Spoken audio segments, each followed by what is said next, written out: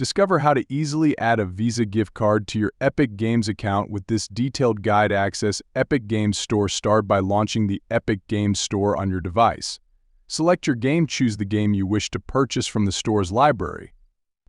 Initiate checkout process. Click on the selected game and proceed to the checkout page. By clicking Buy Now, add items to cart. You can add multiple items to your cart and proceed to checkout in one go. Enter payment information on the checkout page. Select the credit card option. Input the necessary details from your Visa gift card, including the card number, expiration date, and CVV. Example of Visa gift card. A typical Visa gift card contains a card number, expiration date, and CVV. Complete purchase. After entering the required information, click on Place Order to finalize the purchase. Confirmation and deduction. The amount corresponding to your purchase will be deducted from the balance of your Visa gift card. By following these steps, you can seamlessly add your Visa gift card to your Epic Games account and make purchases hassle-free.